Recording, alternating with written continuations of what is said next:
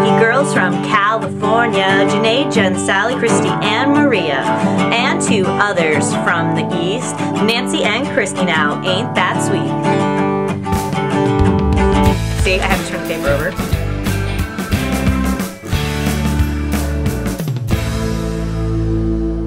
Oops. Janae's at school, up in Reading, and working hard, I am betting.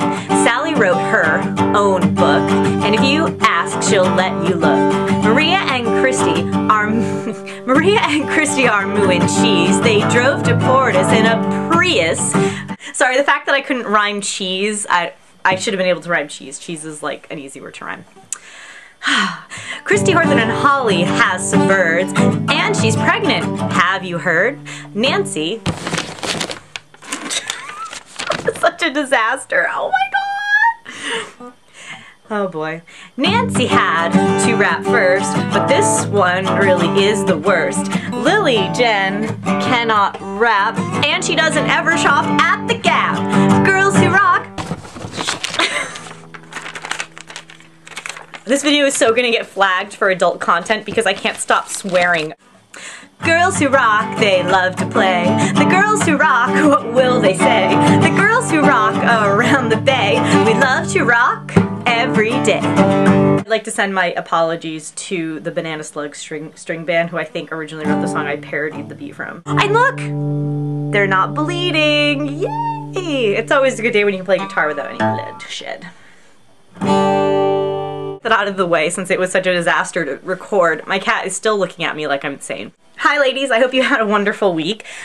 Let's see, I fulfilled the challenge, so I'm good on that one. And I did have a new question for everybody, but I forgot what it was. Someone bought me for Christmas a subscription to Elle magazine, and in the back there's an astrology and numerology page, and I was just wondering what you guys think about them. Do you read your horoscope every day, or do you just think it's kind of funny and read it every now and again, or do you plan your life by it?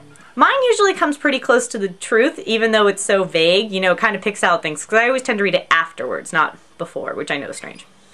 But anyway, so yeah, what do you think? Astrology? Trelawney or no? So no drownings at the aquarium. No drownings in the squish tank. Not the touch tank, the squish tank. Didn't finish the Amber Spyglass, still working on that. Did change the songs in my iPhone, which was a big disaster. I won't go into details about that. I ended up solving the problem by licking the SIM card and putting it back in, so apparently I have magic spit, in case anyone needs any. Today, and there were a bunch of books there that had been donated from a library, and they had stamped inside the book like 600 times, usable / obsolete. I didn't really know books could become obsolete that weren't based on scientific research. I mean, I guess atlases can eventually become obsolete, but then don't they become historical documents? I mean, this whole obsolete book thing, I just don't get it. If anyone's a librarian and wants to leave comments in the comment section or reply with a video and explain this to me, I would really appreciate it. Because honestly, I'd rather read some of the obsolete books that I got for free today than most of the junk that I'm buying from Scholastic for my classroom. Free books, I was able to get it wrapped with their gift of reading program. I was able to get this for myself. Pippi goes on board. I love the Pippi Longstocking books. They're so funny. California's Changing Landscapes, because as you know, I'm an eco-geek and I love to read about the disasters that are coming ecologically. The story of Karawingi the emu, which I wanted to put on my bookshelves for my kids until I started reading the book and realized they will never get this. There's not even that many fun pictures, and all the pictures are like 70s. And I don't think this has an obsolete stamp in it. So I made a huge decision. I've decided to stop dyeing my hair because apparently I get more comments, positive comments, when my hair is its natural color than when I actually dye it that purple red color that I really like. So I'm going back to my natural color. I don't know if you can even tell. She just cut it, and actually I didn't know that this was a major faux pas.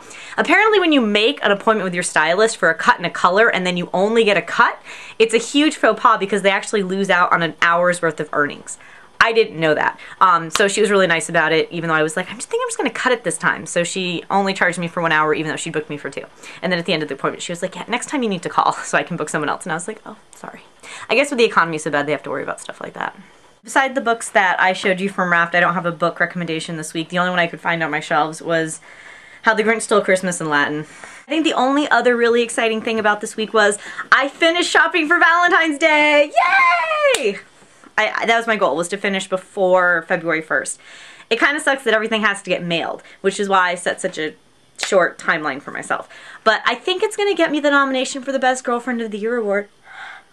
Have a wonderful week, and I will talk to you next Monday.